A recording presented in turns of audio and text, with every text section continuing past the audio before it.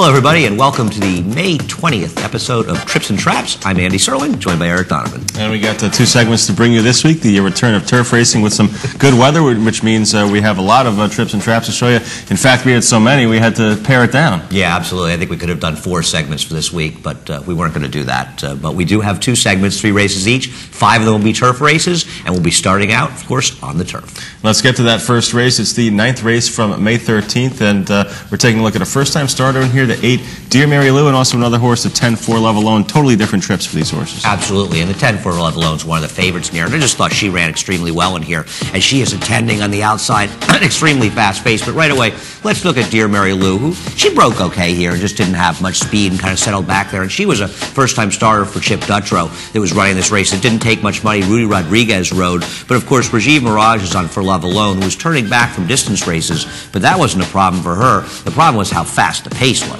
The problem, yeah, that was indeed the problem. Precious Pride going up there with For Love Alone, and you see For Love Alone highlighted. It's the horse on the outside there. There's 2 of them together there, but very quick pace here. 22 at 1:45 and 4 for the opening fractions, and just you know, you can tell this kind of race advantage to a horse that's probably sitting in the 3rd, 4th, or 5th area right now. Right. I mean, the 4th place finisher came from 9th. The winner came from 7th. The second horse came from 5th. For Love Alone finishes 3rd in this race, and that's a pretty good achievement when you consider where everybody else came from, the dynamics of the race, and how fast this pace was. But Dear MARYLOU, who actually takes advantage of this pace, and we're going to show her highlighted coming in the stretch. There she is behind horses right now. But pay careful attention to her. She gets in a huge amount of trouble in the stretch. Now, she was a horse, as we said, taking advantage of the pace. But right now, Rudy Rodriguez is angling out and looking for a seam. He thinks he finds one inside of horses here, but as you're going to see very quickly, the inside horse comes out, and Rudy completely steadies out of the race. Now, we're going to pick it up and look at the head-on again in case you didn't see it or you want to get a better look at it. But there's no question that Dear MARYLOU had a little bit of run here and was sawed off. Yeah, I think she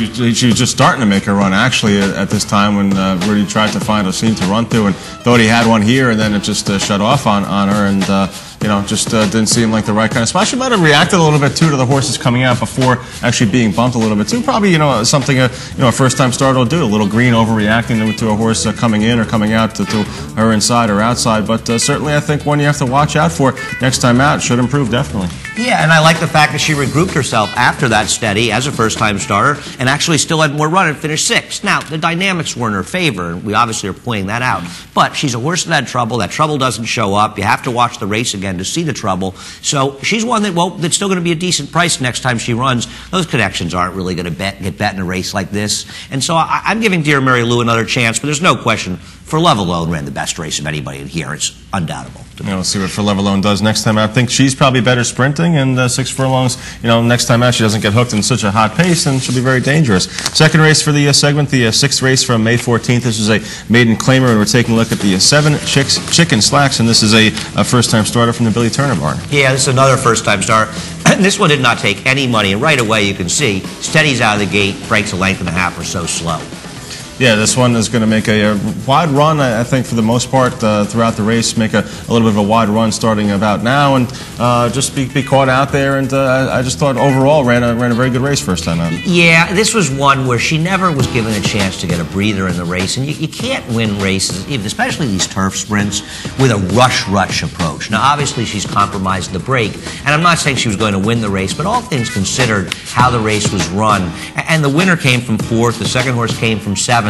If the rider, after braking slowly, had been more patient and just reined her in back and say, you know, I've already spotted the field, first-time starter, let's take a chance and see what happens, I think she would have run closer, because here she is making this sort of very difficult 3 to 4 wide middle move. Yeah, absolutely, and this was something, like you said, you're probably better off just saving a little ground here, waiting, and then making your run at the top of the stretch, trying to find a seam. And you see Chicken Slacks highlighted there to the outside. Just a wide trip throughout, and kind of just a chasing trip throughout, as you said earlier, never really got a breather. And Chicken Slacks is going to finish up okay, or finishes 4th, but you know, only beaten a little more than 3 lengths, I think, in the finish. Right, I do think she ran well, and now the trouble does show up in the chart for this race.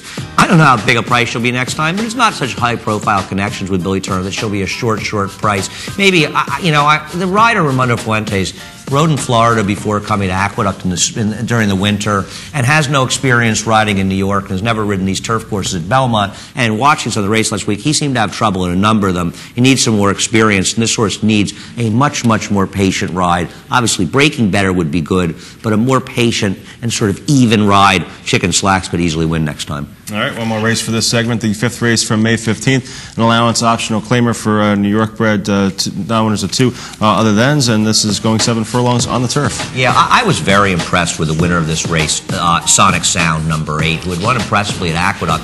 And the 3 horses we want to talk about are all separating themselves from the field, and they're actually back to last. One is the 4 OCALA GATOR, who actually doesn't run particularly well in here, finishing 7th. Another is the 5 MESA Girl, and another one, of course, is the 8 Sonic Sound. And they're all towards the back of the pack. But I don't think this was a race that favored horses towards the back of the pack, because you had a very slow pace, and Offhand Remarkable's in the lead right now, sets that pace. Speed Dating, who finishes 3rd, right outside of her. I believe Sonic Sound ran extremely well in winning here. I think you're absolutely right. The pace was slow, 23-2, 47-1. This is a 7 furlong race on the Widener turf course, and Offhand Remark, the long shot leader here, does hold on for 2nd at almost 12-1. I think you're absolutely right. A huge race from Sonic Sound. You're going to see some trouble here for MESA Girl and OCALA GATOR. Both horses coming off a layoff. OCALA GATOR hadn't run since November of last year, and this race might have just served as a useful tune-up for her. Yeah, no question. Near Sonic Sound, and she's going to commence her rally here. She moves prematurely into the slow pace and 4 wide and grinds out the win. A very, very difficult thing to do. I give her a lot of credit for this. MESA Girl, who won here at 7 furlongs last year, might have just needed this race, but you know what? Even with the slow pace, and you'll see her getting some trouble in the stretch, and there they are back there, and keep your eye on MESA Girl in those light blue, sort of tealish blue silks in the stretch, because she has some trouble getting out, and she finishes full of run. OCALA GATOR on the inside is one. I think she needed this race off the layup, and she's going to stretch out and has a chance to improve next time out. Yeah, I just didn't know how much OCALA GATOR liked being down inside here, kind of being trapped in around horses. MESA Girl has the trouble toward OCALA GATOR's outside right now, but it just looks like the jock really has nowhere to go. Kind of just taking it easy on her, just, you know, trying to find a spot, maybe make a late run here, but more importantly, get something later. And you see on the outside Sonic Sound closing late for the win here. And Sonic Sound really unbelievable.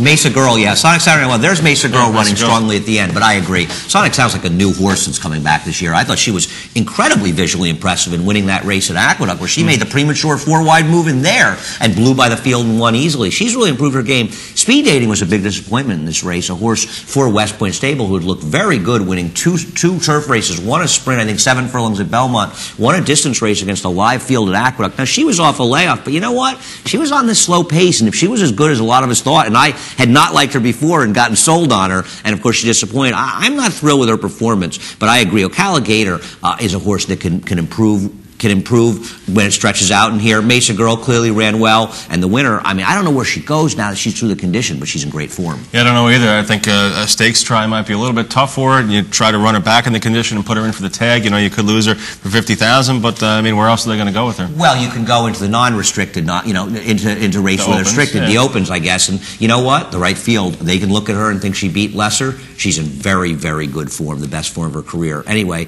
that does it for the Trips and Traps, and once again, we love hearing your comments. Heard a lot from people last week. Unfortunately, had thought about using some of the races we heard about, but there were so many to go through, it was very difficult. But that email address is tripsandtraps@NYRAinc.com. Thanks a lot for watching. We'll be right back with the second segment.